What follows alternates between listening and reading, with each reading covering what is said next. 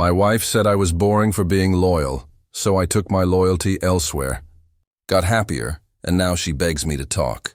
I'm a 32-year-old guy, and for as long as I can remember, loyalty has been the one value I built my entire life around. I grew up watching my dad cheat on my mom, and the way it broke her spirit carved something into me. I swore I'd never be that kind of man. So when I got married, I treated loyalty like a sacred vow. I worked hard, I came straight home, I didn't flirt, I didn't keep secrets. My wife knew where I was at all times, not because she demanded it, but because I wanted her to feel safe with me. At first, she used to smile when I'd come home early instead of going out drinking with coworkers. She'd say, "You're such a good man." I believed her. I thought that's what women wanted. Someone steady, predictable, safe. But over time, her tone started to change. She'd roll her eyes when I'd suggest staying in to watch movies together. She'd sigh when I picked the same restaurants, or teased me for wearing the same cologne year after year. At first it seemed harmless, just little jabs couples make. But the way she said it, like she was bored with me, started to gnaw at me. One night at dinner, she laughed and said, "You're so predictable, it's almost boring." She tried to pass it off as a joke, but I felt my stomach drop. That word, boring, sat in the back of my head like a splinter. I brushed it off, told myself she was just tired, but a small part of me wondered if maybe she meant it. I had no idea then that boring would become the insult that defined the next chapter of my marriage. The word boring didn't go away. It started to come up more often, not always directly, but in little digs that added up. If I suggested a quiet weekend together, she'd sigh and say, "Of course you would." If I turned down a late-night outing with her friends because I had work in the morning, she'd smirk. "You never want to do anything fun." I kept telling myself this was normal. Every couple has phases, right? People get restless, they tease each other. But the way she said it wasn't teasing anymore. It was criticism disguised as banter. I started noticing other changes too. She stayed out later than usual, claiming she was grabbing drinks with coworkers. Her phone, which used to sit face up on the coffee table, was suddenly always glued to her hand or flipped face down. When I asked about it, she'd brush me off with, "Don't be paranoid, you know I'd never do anything." I wanted to believe her. God, I chose to believe her. I told myself loyalty wasn't just about staying faithful, it was about trusting her too, even when my gut was screaming at me. So I swallowed my unease and defended her whenever my friends raised their eyebrows. One night, a buddy of mine joked, "Man, your wife's out more than you are. You sure she's not bored with you?" I laughed it off, but his words hit me harder than I let on. Was I really that blind? Still, I kept pushing my doubts aside, telling myself this was just a rough patch. I didn't realize then that the cracks in my marriage weren't just cracks. They were the fault lines before an earthquake, and the ground was already starting to shake. Never thought marriage could feel this lonely. I'd come home from work hoping to spend time with her, but she'd barely look up from her phone. When I leaned in to kiss her, she'd give me the kind of quick, dismissive peck you give a relative, not a husband. And when I tried to wrap my arms around her at night, she'd shrug me off, muttering, "It's too hot, move over." At first, I convinced myself she was just stressed from work. But deep down, I could feel it. She wasn't with me anymore. She was in the same room, but emotionally, she was miles away. I started replaying our conversations in my head, desperate to find what I was doing wrong. I thought maybe if I changed, if I acted more spontaneous, if I surprised her more, she'd come back to me. So I booked a weekend getaway, something I thought would reignite the spark. When I told her, she didn't even smile. She just said, "That's nice, but do you really think that fixes anything?" Her words stung like acid. Fixes anything? I didn't even know what was broken until she said that. My friends noticed too. One of them pulled me aside after a group dinner and said quietly, "She doesn't look at you the way she used to, man. You okay?" I nodded, forcing a smile, but inside I felt like I was crumbling. The worst part wasn't the criticism. It wasn't even the distance. It was the humiliation of realizing the woman I was loyal to, the one I gave my entire heart to, saw me as nothing but a dull shadow in her life, and the more she pushed me out, the more I started to wonder if I even belonged in my own marriage anymore. It happened on a random Tuesday night. We were sitting at the kitchen table, eating takeout because she didn't feel like cooking, and I didn't want to complain. The silence between us was heavy, the kind that makes every sound of a fork scraping the box feel too loud. I tried to break it by telling her about my day, some project at work that finally wrapped up. I thought she'd at least pretend to care.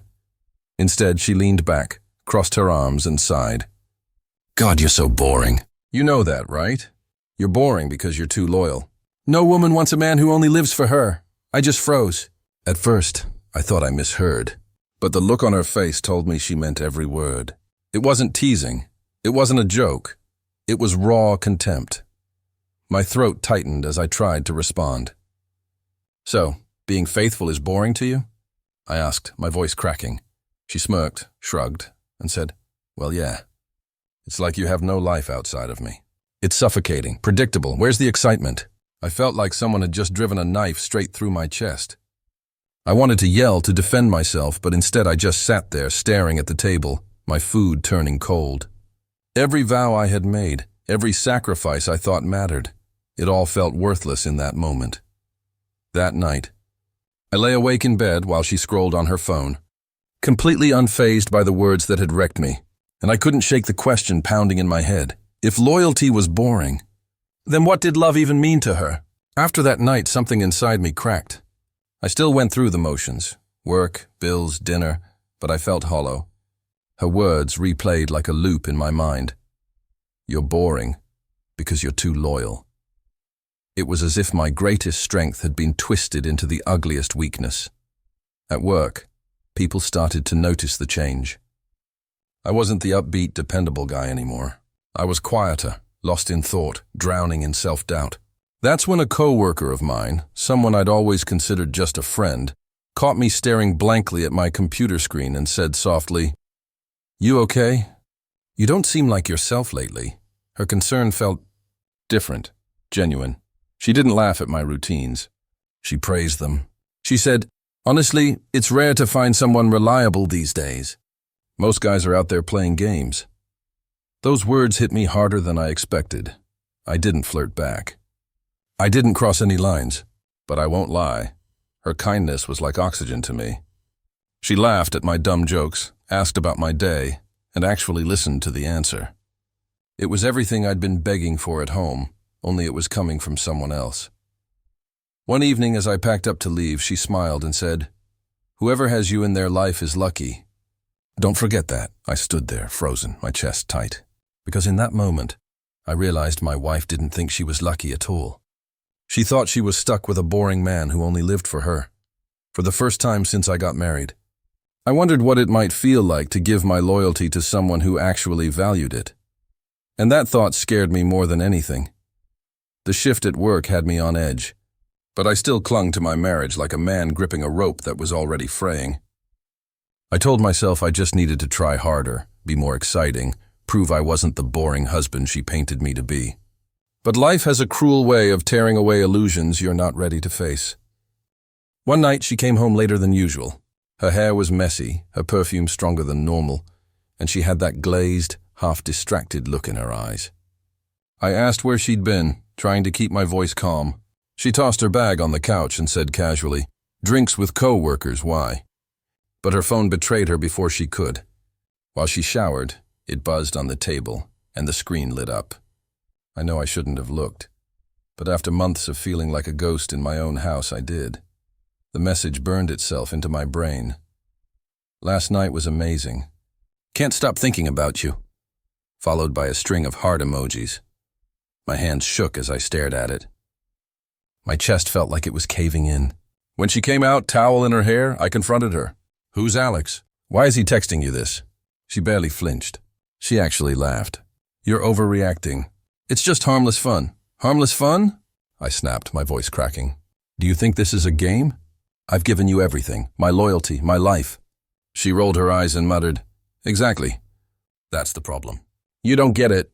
You wouldn't understand because you're boring." Her words sliced me open deeper than the betrayal itself. She didn't even try to deny it. She didn't care. That was the moment I realized my loyalty wasn't just unappreciated. It was being mocked, trampled, and thrown back in my face. And the worst part? I wasn't sure I had the strength to walk away yet. After that confrontation, I felt like the ground had collapsed beneath me. I'd always believed loyalty was the anchor that held love in place, but now it felt like the chain was wrapped around my neck, dragging me under. I went to work, I smiled for my friends, but inside, I was hollow. Nights were the worst.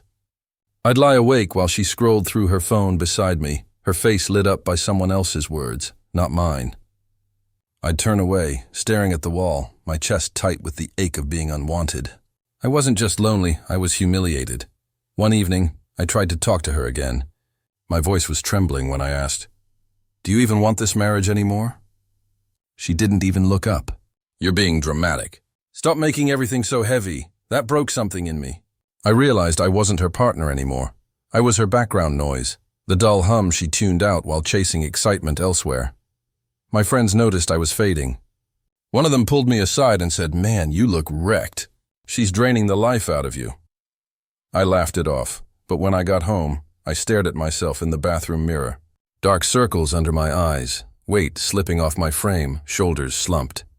I barely recognized the man staring back, and for the first time I thought maybe loyalty wasn't a virtue. Maybe it was a curse when given to the wrong person. I was loyal to a woman who had already betrayed me.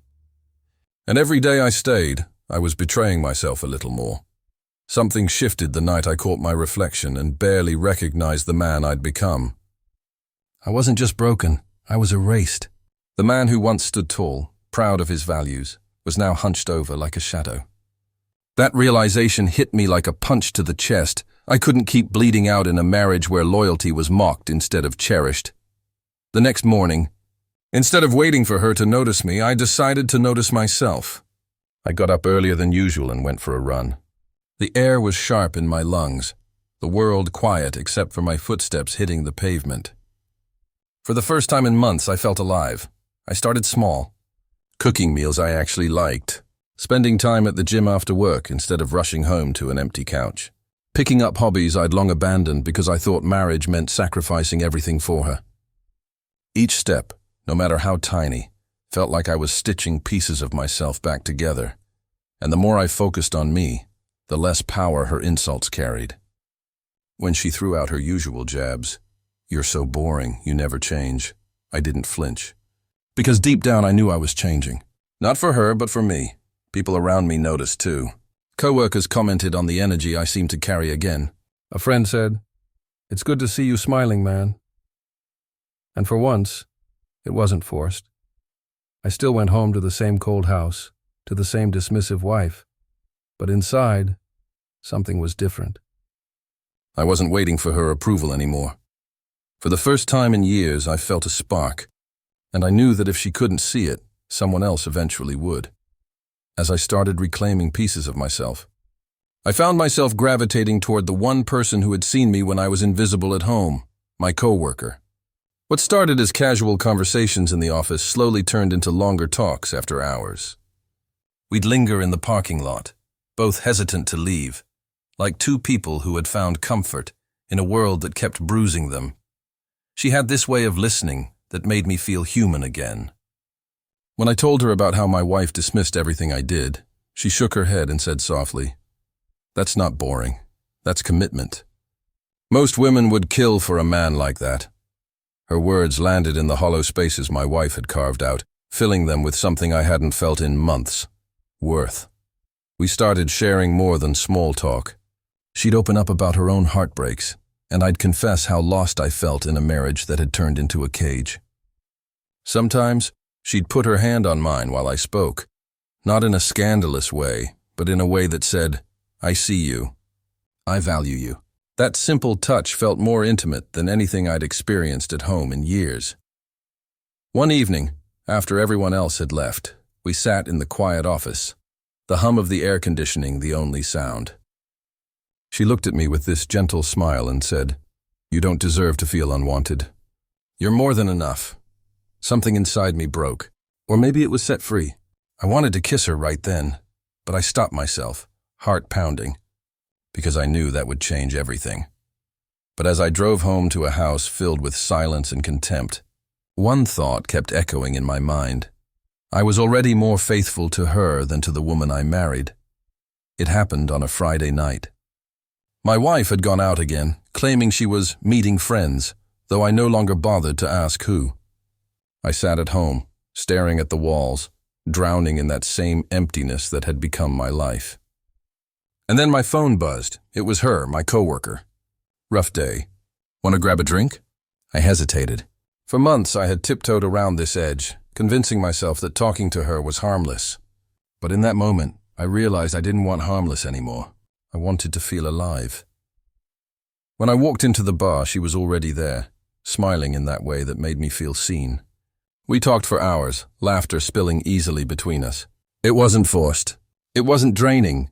It was everything I had been missing, and when the night ended, we stood in the parking lot, silence stretching between us. She looked at me, eyes searching mine, and whispered, "You don't have to be alone anymore." I don't know who leaned in first.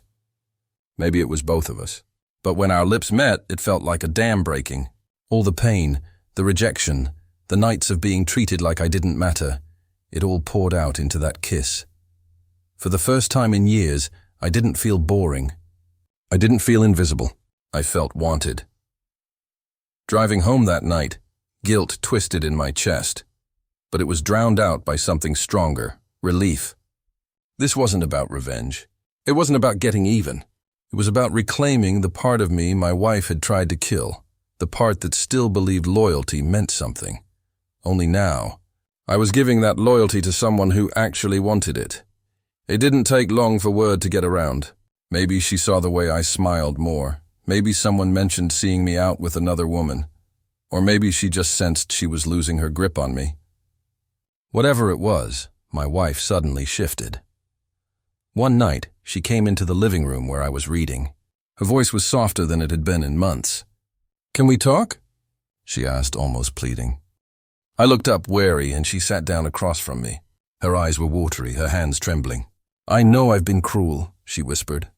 I didn't mean the things I said. "You're not boring, you're the best man I've ever had."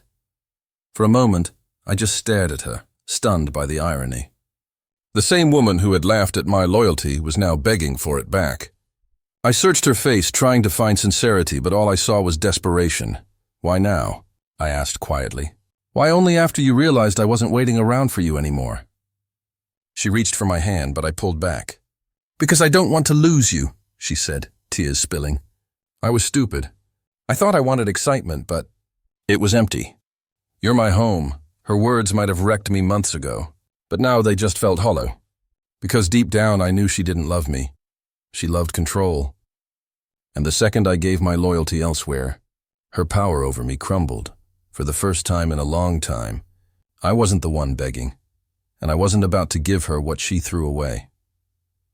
I took a deep breath, staring at the woman who once convinced me loyalty was worthless. Her tears didn't move me the way she thought they would. Once I would have done anything to wipe them away, but now all I felt was clarity. "You called me boring for being faithful," I said, my voice steady. "You mocked the one thing that should have mattered most.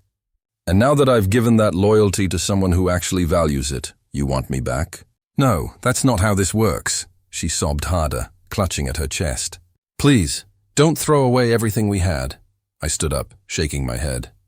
"You threw it away.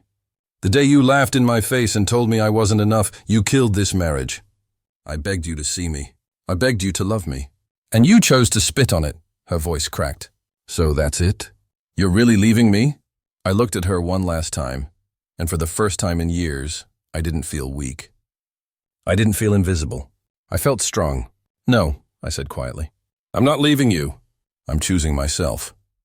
Walking out of that house felt like shedding chains I didn't realize had been strangling me. The air outside was sharp and cool, filling my lungs with a freedom I thought I'd never taste again. I wasn't scared anymore. I wasn't broken. And the woman waiting for me, the one who called my loyalty rare instead of boring, was proof that I hadn't been wrong all along.